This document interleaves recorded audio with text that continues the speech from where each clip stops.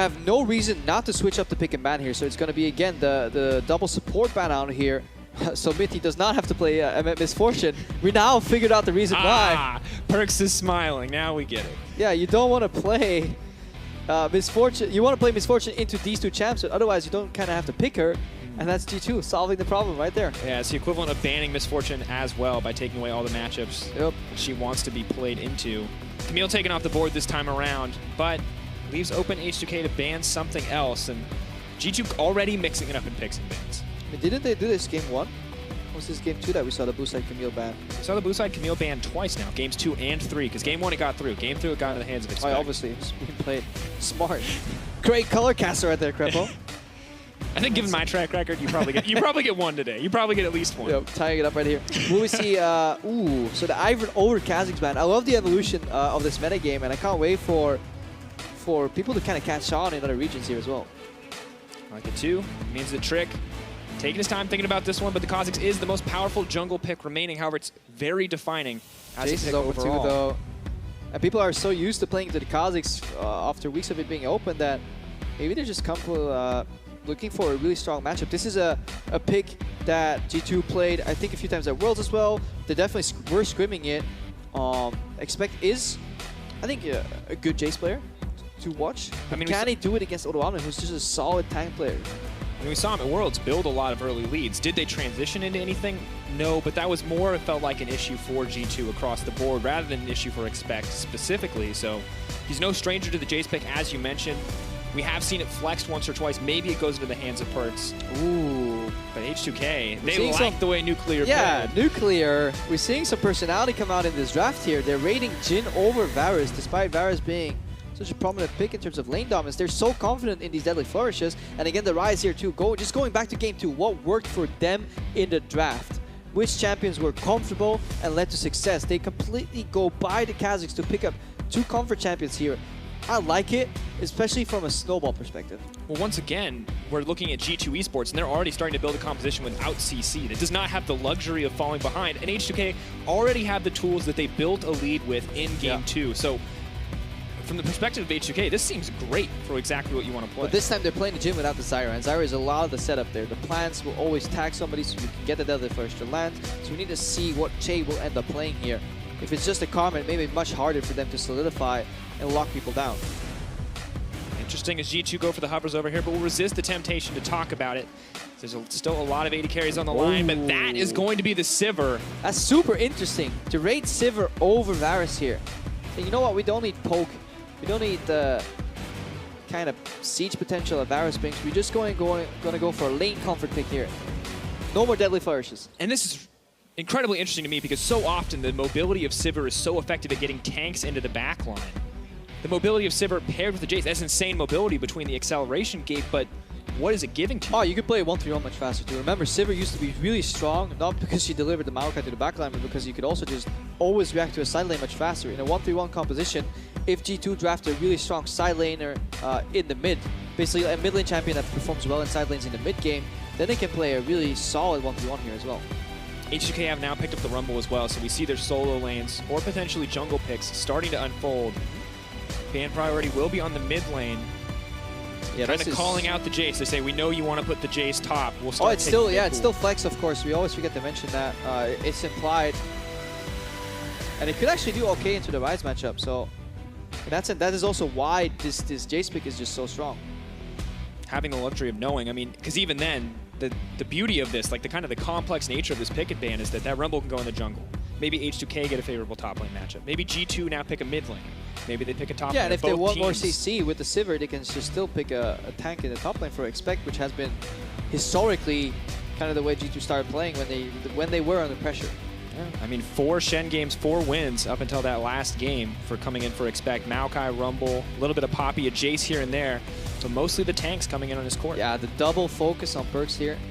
Removing Cassiopeia, Syndra, good matchups into the Ryze. Is G2 going to go for the double ban on Jankos here then? Nocturne and then Rek'Sai after Jankos revealed that was his favorite pick? Or are they more scared of the Lee Sin, the playmaking potential from the kick coming out? But, I mean, we saw what the Rek'Sai does, the setup it offers, and the ability to interrupt the little bit of CC that G2 did have. Prey Seeker is really good to set up Deadly Flourish as well.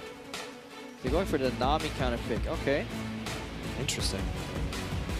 Nami, of course, kind of lane dominant. It's really annoying to play Sivir into Nami because you never want to waste spell shield on a W harass. And Nami, if you don't really like playing a champion yourself, and you want CC if you're G2 on your support, H2K, they don't need to draft like CC, okay, targetable CC or anything on their support, so they could just pick up the Nami for the lane victory. And I think that's what G2 just want to avoid. Are picking the Tahm Kench instead, so content to forfeit the ranged lane advantage that something like a Karma would provide, instead ensuring the safety and also a little bit more mobility across the map. You have the Ryze, you have the Tahm Kench. Tough matchup to play though. War of Attrition definitely hits you where it hurts. I wonder what nuclear or Chei rather's skill build is going to be. If it actually goes to viral level 2 or thick skin. I'll see. Probably draft isn't a relevant place to talk about that, but it's just it's the little things that interest me in that Tahm Kench pick. Very heavily could affect the way that the bot lane unfolds. Choose between saving your life and saving the life of your AD carry. What aggression do you expect to find in that early laning phase? But it will be the Jayce in the mid lane as Maokai is locked in on the top side of the map. Yeah, now the power of the Rumble flex comes out. Rumble doesn't sound like a champion you want to juggle into Kha'Zix, so we're most likely looking at Rumble top here, which is fine into Maokai. How many champions are there that you really want to jungle into Kha'Zix right now, though? I mean, probably Ivern and Rengar. 2 at least, which is why they're banned all the time. Definitely fair. Probably okay with Camille. Well, opted not to ban the Rek'Sai, opted not to ban the Lee Sin. It will be the Rek'Sai that remains higher priority on the side of H2K. Very similar composition to what we saw last game, the major difference being the Zyra for the Tahm Kench. But this composition is so catered to 1-3-1. It's actually, there's so many pseudo globals in there as well. You have the actual global in teleport from Odoamne. You're no longer playing against the Shen here. You have Jankos who can become a split pusher himself or relocate to these lanes with his ultimate. And then you have the Tahm Kench ultimate that is not only so strong for mid lane to go to the side lanes, it also protects the 3-man unit pretty well in the mid lane because it can dodge pickoffs with a Devour and then sacrifice yourself. So H2K, super strong 1-3-1, but if they collapse, also super strong team fight. So a lot of flexibility in draft. I mean, I look at the H2K team comp. We understand this one. We've seen it work. We saw it work for H2K last game. They've added more mobility. They've taken off a little bit of pick potential here. And overall, this looks really strong for them. And G2, once again, have drafted what appears to be a very difficult composition. Once again, very CC light. So G2 can match 1-3-1 if PerkZ starts snowballing. If he gets behind, they have to kind of group up and siege. That is kind of the separation right there. Because obviously PerkZ not playing with a global, but if he's super strong, he can just play on a side lane. Problem is he can always get picked off then by the Tahm Kench, by the Rek'Sai. You know, 2v1, you can always take down a Jayce. Once again, so much mobility. The global is coming out, as you mentioned before, meaning that he's really never going to have the man advantage when he wants it. Sort of some outmaneuvering on either side. You've seen the Twitter hashtags. You know where to vote, and I'm guessing you have some pretty strong opinions after those first 2 games. So share them with us at LOL Esports. Because this is game 3, ladies and gentlemen. G2, will they remain undefeated? H2K, can they find the win here? And this would be a super strong victory for them as well. In cross-group play, if you could take out the first place team in the other group, you get such a big boost in the standings for yourself because it's so unlikely that many more teams within your group will do the same thing. This is the only time they're going to see each other as well until playoffs if both teams are able to make it, which at this point looks very likely for both lineups after those first 2 games that we saw. G2 going for an aggressive early play here. No vision. Oh, I like this because there's been so much bot contests these days that you can actually just sneak in. Nuclear's playing footsie, but he doesn't know that there's more coming up behind him. Is going to make it out in the end, though. So nice pathing coming in from Nuclear to walk right back to lane. Yeah, Odoamne can immediately react as well. Just go into the enemy jungle, knows that it's just not the top laner in the jungle, so this is kind of barren. And now H2K need to like figure out, do we want to cheese, yes or no? Looks like they're just going for a little ward. Now pulling out, of course, early game, once again, so crucial for the G2 lineup. We have the picks like Jayce, like Kha'Zix, who want to snowball, who want to get ahead. G2 is also aware of this. They just pinged out the potential ward location, so both teams know they're playing with information, and they've also given up information to the opposing team. Now the trick for H2K right now for this lane is to lose it gracefully. That is their goal. They need to make it so that somehow G2 overpush. Because if G2 suddenly get 1 creep ahead all the time, it's going to be really hard for Nuclear to CS very well. Well, and Nuclear as well. I mean, last game was kind of the outlier for him and Chei playing what we can safely say is hyper-aggressive. They are much more willing to play conservatively. So it feels like, while it is a lane disadvantage, it fits much more comfortably into what we saw in weeks past. Yeah, this is why Zven is not just kind of AFK hitting these creeps, as you would expect. You really want to keep the wave as neutral as you can when you play double range versus melee. Maybe looking for that freedom, I assume, to kind of find the harass, to really maximize the advantage that you get from that range. Yeah, you definitely need to get an advantage. Then you force Nuclear to use all his spells on the minions as well, and you can't trade, and especially on level 2. But at this point, they're over-pushing, so they might as well push into the turret and make him lose CS. Zven picking up just about all those. 12 on the second wave. Perfect CS. We'll have to see if Jhin can do the same. There's a window for Karma to invade as well. Just get a little ward, find Jankos, because they know where he started. He didn't get a leash on bot side, top side leashed, if I remember correctly, so they know he would be on his blue buff right now. He doesn't have to take it though. It's a good thing. He can just hand it over to Febiven later. Sees Karma return to lane, takes his opportunity to invade, to figure out where Trick is at. And once again, Trick taking the slow clear means he doesn't have the double buffs. Jankos investing a lot in this play. If this backfires, Trick will snowball ahead in the jungle, but he could break the momentum in his bottom lane. Level 2, Mantra used, gonna try to get out. Mithy locked up, the chain CC not gonna quite land. They're maybe looking for the Devour here. Heal goes up, Spell Shield to try to block it. That's 2 stacks, first blood. The crit comes in from Nuclear. It's a good start, but it's not over yet. TP moving in, Maokai wants to deliver him. Tahm Kench says no. Kha'Zix is here as well. What's gonna happen? Expect getting burned down to nothing. H2K popping off. Oh, another risky play here from H2K, but it pays off big in the fact that they get Mithy, and then the communication breakdown again. Nobody's talked about Devour still being up. Expect goes in for the hero play because he needs to find a kill quick before Odoamne gets there, because there was about a 1 second difference in terms of TP launch times, and then Devour was up. Look at this again. So slight communication error in that the fact that Jankos is going for flash knockup because W misses. Really good exhaust from Chei, slows down Mithy enough that the last big crit right there is enough to take him down. Then there's a full second on the teleport. So Expect is thinking right now, let's get a kill real quick. And the reaction time on Chei's Devour, super well played here. Trick comes completely too late. And of course, Sivir only level 2. Has the spell shield, has the ricochet as well, not even a boomerang blade to back up the damage there. Trick comes late as well. This is disaster for G2. And it's so hard to predict that gank, because if you're... he just wants to deny this. Because it's actually good, because if Jankos goes over the wall onto that plant, he can jump to Krugs. I mean, it looks cool. That's all I was worried about. It's a really good deny on the last one. But the problem right there is if you look from G2's perspective, right? Karma invades enemy Rek'Sai about to start blue buff.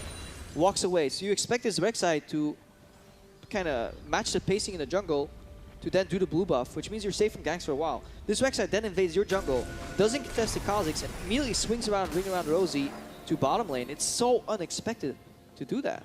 I mean, a high-risk, high-reward play, and H2K are known for clean games, not for risk games, not for these high-risk plays. But Jankos is the man. He takes the risk, and it's huge for this team now.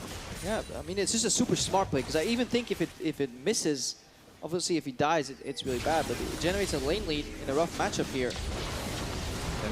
PerkZ trading back and forth. Nature of the matchup gets the Thundering Blow for the disengage. This one even, but every other lane pretty weighted in one side or the other. Bot lane, the bad matchup somewhat mitigated, and top lane continues to be dominated by the Rumble here. Because now they have much more freedom to trade. There's no item advantage. Both AD carries still in lane, so they don't have enough raw damage. Support came back with a little bit of health and control wards. And Odoamne comfortably slightly ahead again. Happy spot to be, and once again, it's not the Camille game we saw in game 1. Whatever lead Odoamne builds will stay with him for the rest of the game. Continue to be relevant. And Trick again is in a situation where he can't gank any lanes. Really. He can go for top, because that's the only lane with CC, but it's so hard to actually gank a pushing Rumble if he has a bit of vision around. And you can see Pings going into the blue buff area, maybe hoping to find someone out, as this one is donated over to Febiven. Yeah, that's what comes from the back end of that play. Not only did he go for the super aggressive play, it actually delays the blue buff enough, so at a really good opportunistic time, Febiven can take it and start swinging the matchup earlier. Really, the only good point for G2 is they have a slight experience advantage in their favor, but even their jungle is now lit up. It's going to be so easy to find that Kha'Zix. Yeah, because they can find a Kha'Zix on the next blue buff, which means if Febiven pushes in right here, there could be a world where they actually contest enemy blue buff. Deny it from the Jayce. And things are just so good for H2K right now. I mean, 1,000 gold lead, 1,300, 2 kills in their favor. I'm looking to strike back here. Trick knows that the only lane he can safely gank is one with CC. Odoamne is playing on the edge of perfection, on the edge of safety. Really get baited in here. Expect trying to lure him in. Oh no, but look at Febiven, who's actually getting baited in. Well, now the Oscar has to go to Expect if he can pull this off. But you just don't win 2v2, that's the problem. I mean, it's a level 7 Ryze, a level 6 Rumble. Kha'Zix does not have the evolved claws yet. PerkZ is looking for the cross map here, chip damage on mid, but he can't because he doesn't know where Rek'Sai is. So again, everybody moving the pieces on the board, hoping for an opening somewhere. G2 aggressive to try to find it, but H2K are keeping up this time around. Team, it feels like H2K just getting so much, I want to say better over the course of the series, more consistent in their decision making, no longer taking, or just kind of letting G2 bleed them out, instead taking the driver's seat, being the team to find these early advantages. Not drafting Azir. Not drafting Azir, huh? It all adds up. You're telling me if you draft early game champions that you do things in the early game? Let's not call Ryze an early game champion, shall we? I mean, definitely we can say more than Azir, though. Wow, he scales super well. I think Ryze is just a better champion. That's fair. I mean, I was just saying he can push, he can trade. May not win the early game, but he doesn't just kind of like give it up in the same Azir Sand Soldier fun that occurs in the first 20 minutes. Really good strong trading patterns, you know, throughout the entire game. Ultra late game Azir is really annoying to play against. All right, enough about Azir. Teleport used. Odoamne could base and maybe run back to lane, eat a CS deficit, and play with TP advantage to then use the maybe double walkover global. You know, Ryze ultimate plus Rek'Sai path into the bottom lane. If they can surprise and arrive behind G2's bot lane, they can actually do a lot of damage because you can teleport to tunnels, for example. So you don't even need a ward behind them. But they've got lackluster vision control. Febiven taking a bad trade in the mid lane. We got to keep our eyes on the bottom side because we have to be ready for this play. Yeah, because exactly that's what they're doing right here. Odoamne saves his teleport because of the push. That's the nature of Rumble as a champion. If you have good vision set up and you can push freely, you can force Expect to use his teleport. Right now, this is a tough position to be in if you're H2K's G2's bot lane rather. They really make sure they have no wards behind them whatsoever. Nice trade though on a nuclear. That will make things a little bit easier. Zven stepping forward is locked up. Curtain call going to come out. To expect some body block to come in here from Mithy, especially on that fourth shot. Does just opt to take the creeps instead, so mitigating the pressure that G2 have put down. They're looking for a reset. That's all they need. Some beating room because they took a really bad trade. So Jankos might just come in here to help them push up. But even 3v2, Sivir Karma just have so much control. So Chei is actually looking to deliver him with ultimate, but even then the play is too slow, and they'll just waste too many resources. So H2K right now are put in the bind, mostly because Zven and Mithy playing much better than they were in game 2. Much cleaner this time around. No more getting caught out on the misfortune pick. Zyra taken off the board. Trick also level 7. Decent XP lead over. You heard the Tahm Kench ultimate, and that's why we see Sivir ultimate. Chei used it behind. It gets neutralized. Trick is on the dragon here. Mithy and Zven just zoning out Jankos, forcing him to hopefully disengage. They're just keeping them busy. They don't really actually want to fight. They just want G2 Trick to take this dragon alone. And this is where H2K will be a little bit disappointed when they hear the dragon die right now. Not all they wanted. Trying to find a big advantage there, taking some risks on that play, and it does work against them in the end. Ocean Drake, 10 minutes into the game, will be very good for these lanes. And this is the Zven and Mithy that we're used to seeing. 3v2, they're dodging a gank, putting some pressure, fake fighting forward, and now Expect is looking for redemption. Trying to find a way in, not going to get it. Flash out from Odo, though. Flash traded from Expect. All right, double flashes, and they're negating the teleport advantage. Just 2 more minutes, and at that point, the sacrifice that H2K made in the top lane by not going for the CS and the push pressure is completely negated by G2. Febiven contemplating a roam to the top side as the Maokai has pushed in very heavily, but PerkZ ready to follow him, ready to roam out. The lane is even at this point. We'll just now reset. They see now the vision on the top side. PerkZ taking an aggressive path back in, but that shock blast damage, making it easy for him to find those small trades. Yeah, because he knows where the enemy jungler here is. Chei bases, goes to top lane. I think he has been pinged down on a ward. For more vision coming in now. We kind of wait with bated breath. Where's the Tahm Kench going to go? Can he get in? Because PerkZ is behind enemy lines. So is the Tahm Kench. Odoamne now in trouble. They're going to dive under the tower. Tahm Kench might not be able to do much about that. Chei going to look for the 3 stacks. Going to look for the Devour. Can he put him back into the tower? It's not going to matter. Creeps are there in the end. Expect just going to waddle his way on out. Chei wants to get something, but just doesn't have the damage. Oh, that's a super good counter by G2. They saw Chei wander to the jungle because I saw a few pinks at least, but they set up the dive. PerkZ continues to be pushing mid with that Jayce and then disappearing into Fog of War. It's basically instilling fear in H2K's hearts every single time he disappears. He could be top, he could be taking a jungle, it could be anywhere. So this vision is actually working against them in the top lane. False sense of security. G2 manipulating the information. Mithy, though, may be the one who's caught out here. Ryze is going to go in, not quite fast enough, though. PerkZ on the side. Goes in. Oh, that's Ham. Oh, that's 2 Ham. Exhaust goes down. They're going to be able to burn through PerkZ. They have the TP there to back it up. PerkZ goes way too in. What is he thinking? Like, I want to try and get in the mind of PerkZ right here. How is this a good play? You only have 2 members near you. Sivir wasn't close. Like, you're still playing against Tahm Kench, who is incredibly good against melee champions that get 3 stacks onto them. They do get teleport advantage for this, but they're losing pressure mid. So G2 can neutralize this mistake because of the way kind of league works with teleport advantage, but they need to do it quickly though, because otherwise Odoamne will just keep pushing top right now. That's his goal right now. Yeah, Switch this again. One more time. So pick off attempt, it's okay, you can try this. Just out of snare range. I think Febiven could have stood closer to the edge of the ulti, but he was afraid of the brush. And then PerkZ, this is a 3v3. Nobody else is close.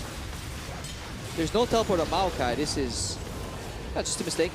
Once again, the CC coming in from the H2K comp makes it difficult for you to engage on your terms. You really have to be confident in your damage output. They get the exhaust. It's not like he was leaving from Fog of War either. He announced his arrival. Really, was it when he swapped forms and ran at them with a hammer? Channeling. Gives them an indication. Well, small mistakes for PerkZ, but he will be able to pick up this blue. Well, does it in style, you know? Yeah. Doesn't even need to hit the shock blast. Zoning shock blast. Zoning. The classic.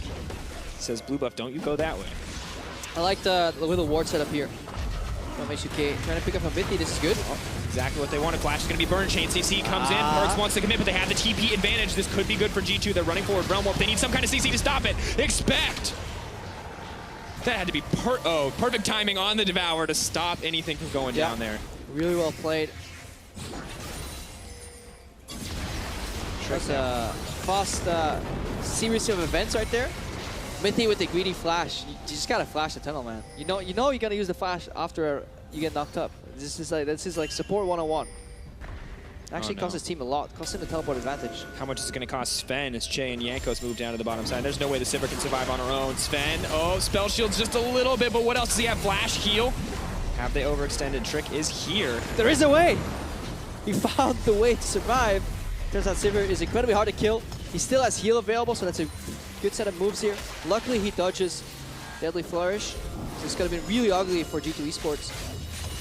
So far, things still not going great. They were even in gold there for a moment after their plays elsewhere on the map. 1-4 still the kill score, but the more important thing is the gold lead for H2K. Much faster paced game here as well. You can see G2 were the team that wanted to take it slow. Now it's H2K setting the pace in all of these games.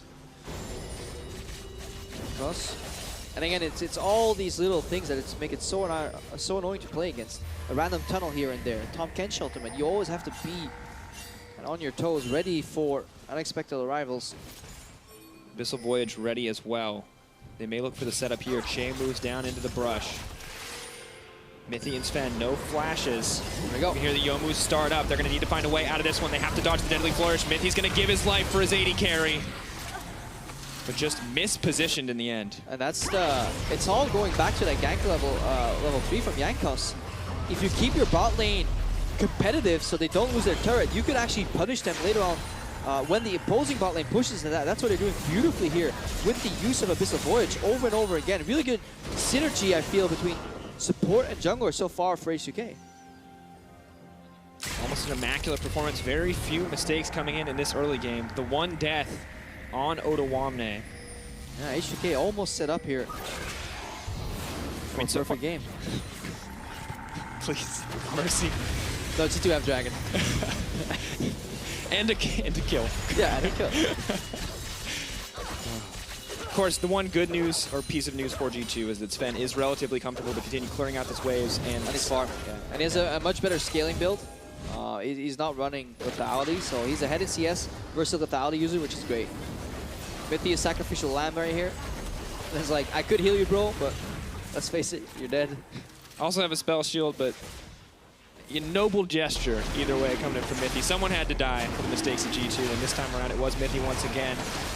And Trick going to get yet another Ocean Drake, and this is solid for G2, but definitely not the Drake that they are going to want to help them win the game. I mean, it is a strong early game Drake. If you have a few skirmishes and you back off and somehow reset the play, Ocean could mean the difference between having to base and actually rotate for an objective. So early game is one of the stronger ones. And the person we see benefiting the most from this right now is Expect. CS lead balancing out. Odoamne still pressure because of the nature of his wave clear, but Expect can take those small skirmishes.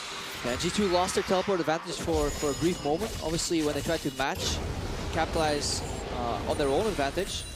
Right now, Expect will almost have teleport, and that's when G2 can start forcing things. Now I'm curious, Krepo. You said in game one, you know Mithy, you know him as a player. When he goes 0-3, he has a tendency to go 0-5. Is it going to happen again? Yeah, how bad is this right now for G2?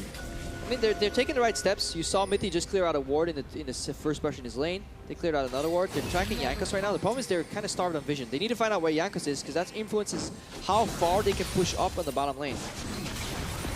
They just need to be respectful.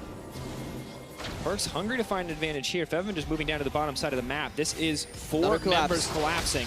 Mithy gonna try to flash that one in the end. Curtain call goes down. They may just try to chase it. Sven's gonna get locked up. Sven's gonna get taken down. Mithy doing his best to save. The exhaust is too late.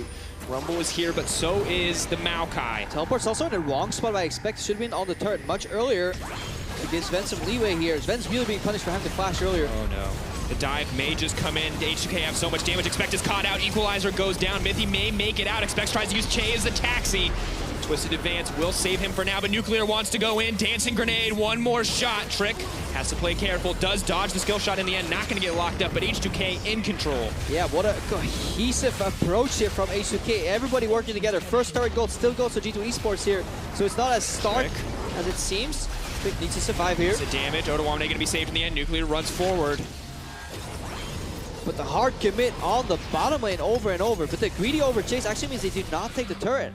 So this is actually a beneficial trade for G2 eSports. Happy to have it. Top lane remains even in terms of wave push. Everything's... Yeah, because they trade first turret for a kill. So it looks so good. Look how it starts. Even before this, there was a nice set of moves that happened on the map. But in the end, flash knockup on this Zven who doesn't have flash. He dies. But you trade enemy jungle flash. You trade both teleports. Expect eventually survives as well. There's an exhaust coming out too. And the turret survives. Uses the ult, mitigates a lot of the damage. The Rumble Equalizer is good, but Chei's just in the wrong spot. Gives Expect the way out. Really well played. Advance. Really well played by Expect here. Make it out. No, he ended up dying, so it's 2 for 1. Obviously. Still though, I think G2 is really happy with the way the trade ended up overall. More because they used the summoners, and because they also took down a second turret in the bot lane that was chipped, because if the map just resets, all Zven has to do is walk up. So in the grand scheme of things, it's 2 turrets for none, and 2 kills on the side of H2K, so I think G2 is happy with this. That feel good, but PerkZ has to be careful. Flash to safety. Jankos no longer has the flash to set up that play. I mean, good reaction from PerkZ. We were critical of Mithy earlier for not flashing the immediate CC. Flash first, pink later. Buff will get picked up. G2 now even in the game up against the opposition. And there are 2 dragons up. Infernal's the next as well, following the exact same dragon pattern from game 1. Double Ocean into the Infernal. Could be crucial for either side this time around. Multiple damage threats. 3 on each team. Because the lanes kind of shifted form, bot lane became super long right now with the open turret. H2K elected to put Ryze there. This is their variant. There's the 1-3-1. They're playing Transformers. They're confident with both things. They can play teamfight and 1-3-1. Much better than G2 can. Jayce on the side lane is good though, but actually it's quite similar, I would say, because the Ryze no longer has a ghost. Because of the matchup, he had to go on exhaust. So I think PerkZ is actually okay playing on the side lane. He obviously doesn't have flash. It is more at risk of getting caught out. That is the problem. It doesn't lie in the strength of the pick of the from G2, from Jayce rather. It's more just that there isn't that massive pick potential that Tahm Kench ultimate have and that Jankos' ultimate have. That pressures Jayce way harder.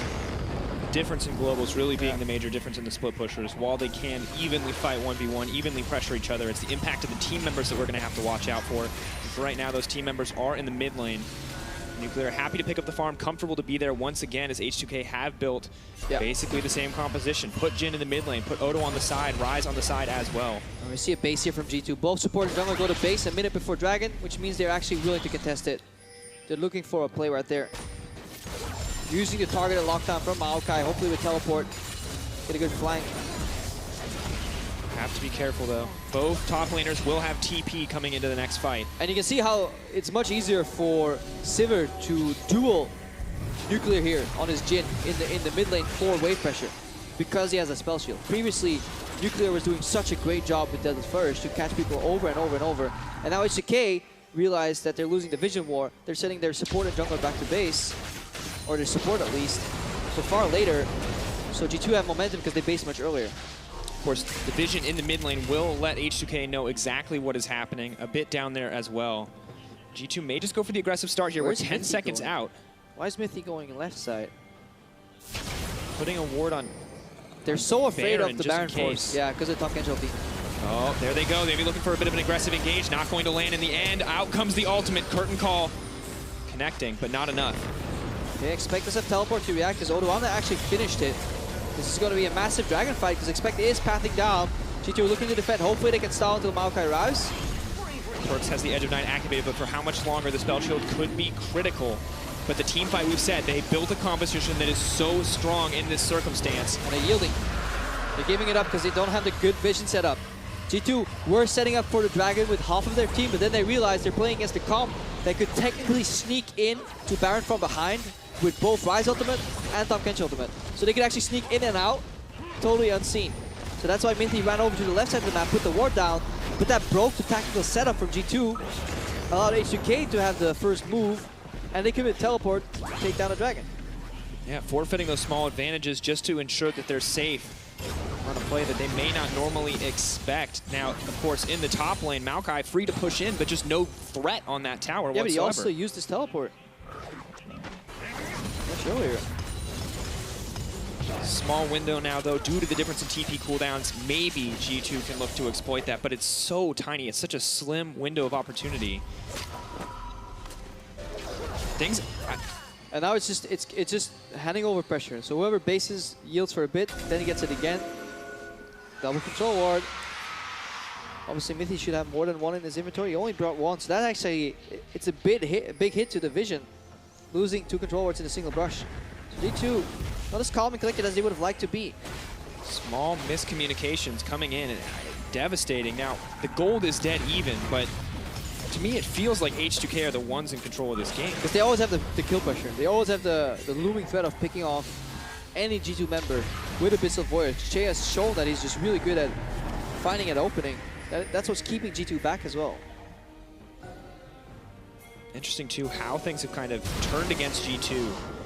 In Game 2, it was a lane built by the bottom lane entirely. This time around, it was Jankos with one solid aggressive gank, but Game 1, H2K felt so far behind in every play, and Games 2 and 3, they felt so far ahead. Yep, and they're holding 45 on top side of the map. Look at where PerkZ is. He's not playing bottom lane at all to match the Ryze. Everyone picks up a free turret. G2, I guess maybe hoping to bait H2K into a fight, to use a man advantage, knowing that TPs are down, knowing that Ryze cannot make it, but they're not finding any opportunities. Yeah.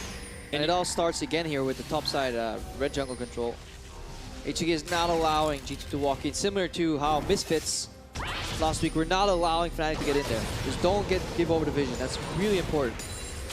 Waiting in the brush, it was amazing. Who tried to force it, who got aggressive, who went in, and he died for it. He paid for it with his life every time. Now, G2, they're not going to try to pay for it with their lives, but in exchange, they're not going to get anything. Small bits of poke coming out here and there. No ocean drakes for H2K means the poke will remain relevant, but they got honey fruit though. I mean, this is pretty brutal to watch. This is just slow bleed out on the side of G2, and we wanted to see if H2K could execute this 1-3-1 as they had been team fighting so much in the earlier weeks, and they're doing very well with this. They're moving their teleport to the bottom lane. Again here, there's a brief window where Expect has teleport over his opponent. So H2K need to play with the necessary amount of respect. Once Odoamne has teleport, they can put a bit more pressure on the map overall. 40 seconds remaining as that TP starts to count down. Odo has the wave cleared out. And you see the pairing here. It's always support jungler right here to contest the vision. Really important that you back each other up. Another slow game where it's just a pressure game right now. Both teams looking to at least get a turret top. Because once you get the top lane tower, you can push in the waves much farther. You can also leave them to stack much easier so they don't naturally bounce. PerkZ doing what he can to like gain control of mid lane, maybe hoping to find an avenue where G2 can move into that jungle. But look at Chei. I think they're going to commit three members to the top side. They're going to move into 1-1-3 formation on the side of H2K because they really want to take that low HP tier 1 top. So they can actually play around with this top wave as a pressure tool instead of just pushing it in and giving the safety of the turret to Zven. Good spot to be as well because Trick is on the bottom side of the map. As is Expect, the TP advantage is now gone. And if they want to commit, they will have the man advantage. And they have river control. It's also a much safer way to approach the river from top side. This is, I mean, once again, super clean play coming in from H2K, and I feel like we're waiting for G2 to take that risky play because I feel like they've really run out of opportunities where they can take that guaranteed smart play as long as H2K don't slip up. Yeah, they're still approaching a 4-item Sivir later on though. They can always win fights. My favorite win condition. Especially on Zven. This guy knows exactly when to flash in. But the river control is slowly shifting over towards H2K.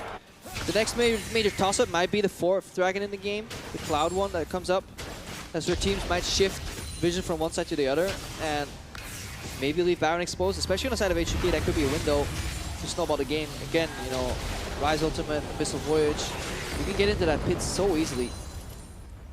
This has to just be so frustrating for G2 to play against. They've only got the one global to back them up. They've got insane mobility between the Jayce and the Sivir, but it's not global. Once they commit to a lane, they're stuck there. H2K have the luxury of going wherever they want. You got the Realm Warp, the Abyssal Voyage, the Farm Alarm coming in from Rek'Sai, TP coming in from Odoamne. Yeah, just looking at them here in the studio, they're looking okay, but there's definitely some tense communication sometimes because the map is just so dark for them. There we go. Voyage could be big. Nuclear running forward. Maybe hoping to find the captive audience. Chei's on the backside is going to get the snare in the end. That's clean. They go in on Zven. The damage comes in from the Ryze. The CC from Nuclear. Beautiful opening here by Chei. And H2K Line-up falls up. Nuclear not afraid to stand on the front lines. Now pumps the ultimate. Oh, curtain call zones him off the tower. The rest of H2K move in to take it. They may need to find a fight here, but the equalizer is up and available. Odoamne overheats. A small window as Expect goes in. Mithy's chunked out on the backside, and it's not going to be anything coming in. But Nuclear, the sharpshooter. Snipe onto Mithy. Now 0-6 combined. The G2 bot lane. Completely unexpected here. Zven lost both summoners and still died. Moving in, they want to hold on to this, they just cannot, and the gold lead grows for H2K. 3K and Baron is in their sights. Farm Alarm comes in, Rek'Sai is on the way. Vision's there for G2, but I don't know if they can stop. Yeah, and they just want to start and potentially turn. They don't even need to fully finish off this Baron and risk the steal unless Odoamne can zone Kha'Zix. He's dueling Trick right now. Going to on the side, Trick is going to take him down. I don't think they're going to get anything. Realm Warp to try to save it in the end. They are going to get the lockup. Febiven's in trouble. Oh, Nuclear! That's a ton of damage from PerkZ, but it's the trade back and forth. Shut down as H2K back away, Baron in hand. Ooh, PerkZ almost one-shot him, but then the flash at the end buys enough time for an equal trade there. 2 for 2. It was looking like G2 could almost clean up a couple of members from H2K there. Watch this again. Like with ultimate, with shield.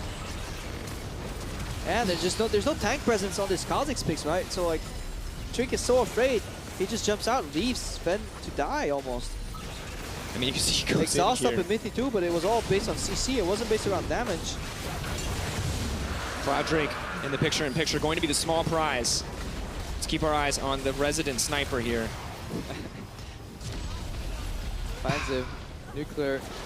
Super well played. That should never hit. Get the turret, then they rotate. Odoamne sacrificing himself for the greater good. Keeping Trick just busy. No, flashes maybe suboptimal, but then again a good deadly flourish, keeping Jankos away, or keeping Trick away rather. Oh, Chei. Chei actually kills him in the end too. Super clean from H2K. Really leveraging, and that you could think they could win especially if you look before the game. Febiven over PerkZ, maybe. Odoamne over Expect, definitely.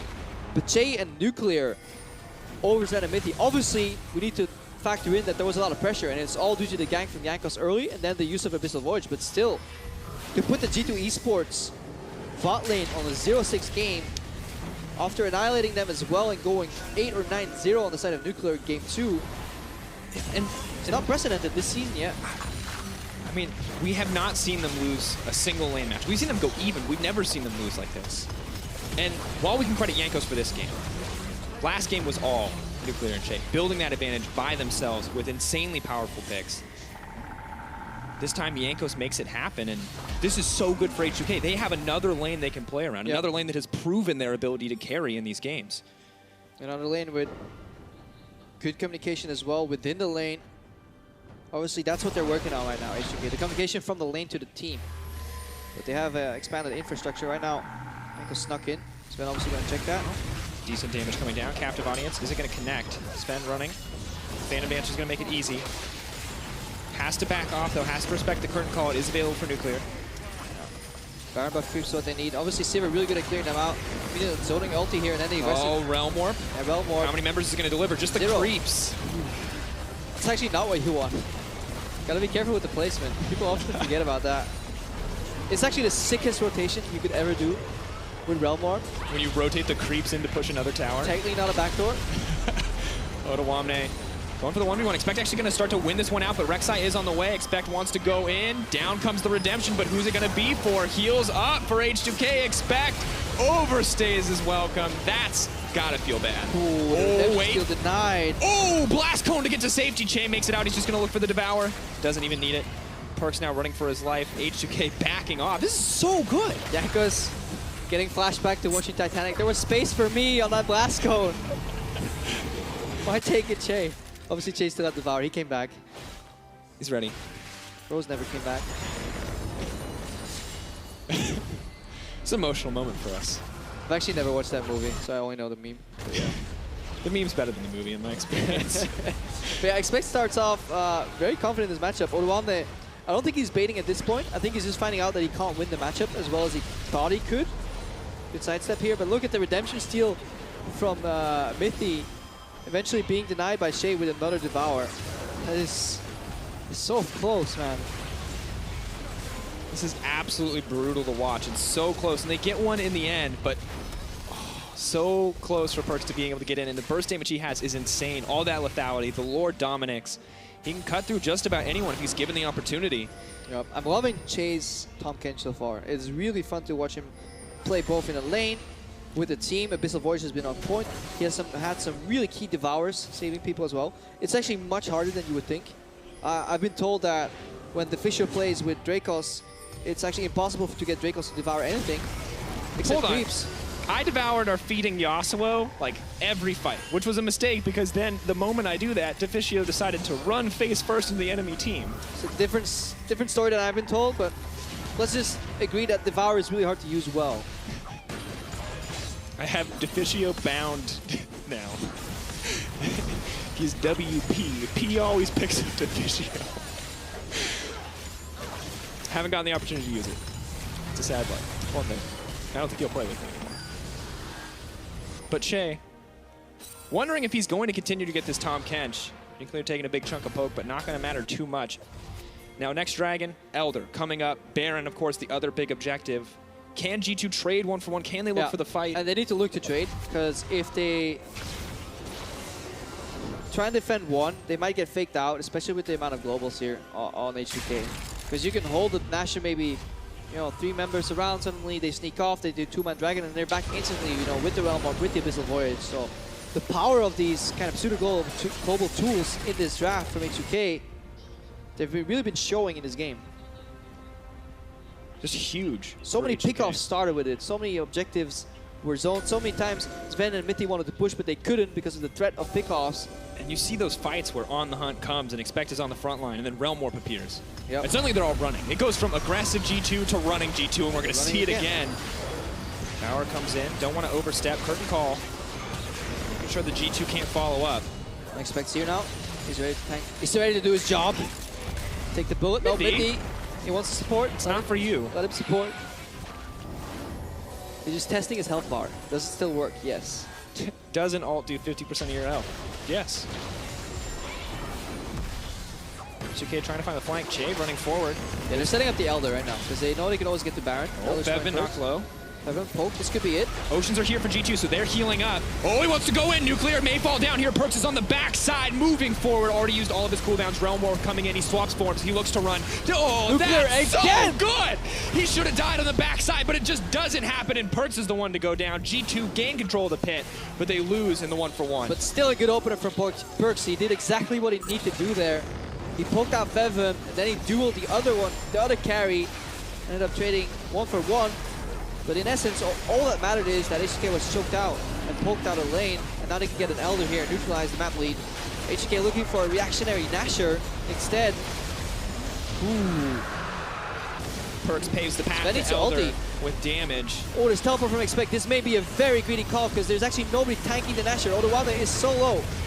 Getting low. They have 4-second recall times, but Expect is here. It's the flank. Can he live long enough to get the team into the back lines? He's moving into true damage. Burn going down. Trick goes in. He gets the reset. It's the bounce house. 2 down. Jankos wants to run, but I don't think it's going to be enough. Mithy lands the snare. H2K, it's the greedy play we see every time, and it counts against them. Yeah, but here's Curtain Call comes out. 1-shot, 2-shot. Jankos goes down in the end. There's 1 buff remaining on H2K. Was it worth it for them? We need to see what they do with this 1 Baron buff, but it's so hard to use it because you're playing against Sivir, full physical damage against creeps.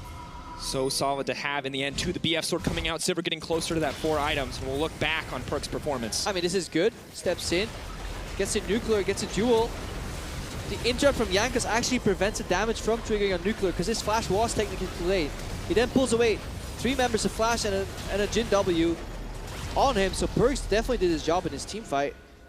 It nets G2 the Elder, and then there's the call to go to the Nasher. It's a little slow. It's just so risky to do that. On the hunt, Burn makes for it. It may not be the pseudo global, but it does make for a faster approach. Expect in the end trades his life for this, but it's the power of Kha'Zix. You give those low health bars up, he just gets to reset everywhere. Yeah, good target selection here. Prepping the trampoline. Ryze goes down. Then Rumble goes down. Then eventually Kha'Zix goes down. Good shield by Mithy. And both these teams thinking exactly that. Was it worth it? I mean, the shaking hand, I mean, that's how I feel watching that play, because it's just such a close call. I mean, if you get it and you keep your lineup, you pretty much win the game, but the map is slowly tilting over to G2. Sivir have 4 items with lifesteal. Oh no, they're going in on Zven. They want to burn everything. They need the body block. Trick leaping in to make sure that he's safe. The full front line is there. Now trying to turn their attention to Trick. Zven has to be ready to run in. Expect has to run out here. Survives. PerkZ looking for poke. Looking for more. You look at Zven. He was 10% just now, but he's just lifestealing up. Warlords and Vampiric Scepter here. Warlords, Vampiric Scepter. It looks like an elixir as well. So much lifesteal. Wow, Equalizer's been used. Pistol Void's available, but there's no point getting behind the G2 lineup if they're already grouped and not getting picked off. They're sieging into the remaining Baron buff here, but G2 scaling to late game. And there's no curtain call here either. Without the Equalizer, it means you're gonna have to fight the Sivir face to face if you want to take her down, and that is a terrifying prospect. Just so much damage from Boomerang Blades and Ricochet. So hard for Nuclear to deal with. So H2K again, they need to look for a pick, an opening when G2 is split. Make the map big, 1-3-1 again. They have TP advantage currently. Have massive wave in the bot lane, which means they actually have time to push out the top lane a bit faster. Next Dragon, of course, Elder, we're a long way away from both of our major objectives. And vision dwindles. Sports have very limited amount of wards to place, and they don't even have access to get to the good points where you want to place them because you have so much risk of getting picked off, especially if you're Mithy. Not due to his history of playing, the comp he's playing against.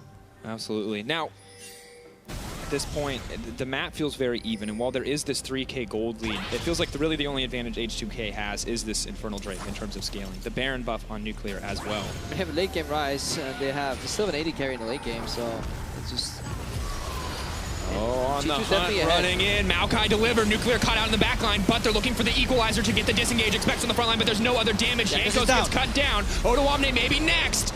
Leap through, the fight resets, a brief moment, the curtain call, but who is going to fall in the end? Trick looking for a way into the backline. Expect maybe going to give his life. Exhaust down onto Zven. Trick goes in, Trick may get taken out. Health bars go up, Trick leaps to dodge to safety, Realm Warp to take out the rest of the team. So much happened in that fight. I think there was actually a really smart flash from Zven, hoping to dodge the 4th bullet if it came his way, knowing he couldn't react in time. I think he flashed sideways. Inside track is open to mid lane right now. Trick also surviving. Expect did a fantastic job buying time for his team as well. Super fight on the edge. Cutting the carries out of the team fights. Odo the only one allowed into the back lines. Febiven and Nuclear zoned so perfectly. All right, so it's pulling the trigger. Sivir ultimate comes out. Because Chei is actually, again, Chei is trying to ward, but his team gets punished super hard because he's not in time to go there. Jankos drops immediately. Expect the GA. Let's track Zven here. What he does, so he's one spell shield. I think, yeah, he flashes out just in case the 4-shot comes his way. Has to go on Chei. Pokes Febiven. The damage coming out of Zven with 1 or 2 autos here and a Q in his late game Sivir is just massive. I mean, this looks much better. I thought this was over just 5 minutes ago. The problem is he uses flash right now, and Febiven still has flash. Nuclear still has flash. Even Chei could technically stick to a target and devour, so it's going to be very hard for G2 to play the next team fight. Yeah, Expect no longer has the luxury of the flash engage either. No. And he lost his GA, which means he can only buy less than half the time. G2 doing what they can to clear out the vision. This game's so very back and forth. Look for Jankos to pick off Zven in the fights, or PerkZ. Because this is... Oh no. This might be the flank. Spell shield already burned. This is an opening. This is an opportunity for H2K. Yeah, but H2K needs to be careful with putting too much emphasis on his dragon control. Good poke coming in. Because G2 can just run mid. It's going to be what they try to do. Super's backing them up as well. Realm Warp to try to deliver them out. Nice use. Yeah, but still, it cost them a global because they were out of position. Deadly Flourish, knock it connects. Waiting, once again, bated breath, looking for those engage opportunities. Who will pull the trigger first? Yeah, now Mithy gets full access to enemy jungle safely to ward. And Baron's a minute away, and there's no Elder Dragon this time. Bases again, needs more wards. Good vision set up. H2K have to be careful pulling in here. Until they see G2 in the lanes, they cannot approach their own jungle. They need to play from mid, basically, so they can't play the open map style that led to picks anymore. Look at Trick as well, he's accelerating that top wave. It was stacking, but they wanted to go faster. They wanted to hit some turrets. There's a wave in the bottom lane as well. We praised G2's wave control in game 1, and it's coming through clutch here. H2K looking for a brush pick with Chei and Jankos. They're going in. Oh, they want to get in. We're not watching the action, but we're going to get there in a second. PerkZ eaten up. That's devastating. In goes Trick. Is it too much? The equalizer they've left in, but Nuclear goes down. Zven is still alive, but he is getting cut through. He is going to drop. No, healed up. Still barely alive. Gets another one. Wants to go in. Trick on the front side. PerkZ picking off members. G2 are just too good at team fighting. Jankos is going to go down. Triple kill comes in for Zven. Bounce through on the Kha'Zix. G2 cheers. H2K set to fall. Absolutely insane target selection from G2 coming out, and PerkZ, he gets caught immediately, but he survives somehow, and then Zven managed to turn around that fight upside down, following with Trick helping him so well. What a massive turnaround from G2 eSports. All came down to team fighting prowess. G2 proving themselves in the end. Beautiful execution, the inevitability of the Sivir pick, the confidence in their engages. It was a hard-fought win, but beautiful in the end. G2 take the series, moving up and remaining undefeated. Yeah, that means a lot to them. You can definitely see it. You could hear Expect basically scream in joy before the Nexus was fallen. Trick was also ready to take off his headset. These guys, they fought tooth and nail, and they know it was close, but in the end, they bring home the victory for their organization. It has to feel so good. Frustrating games in the early game, giving up to game 2, game 3, those small kills, those small advantages. H2K finding massive wins, but playing to your win condition, playing to the late game once you lost the early game power.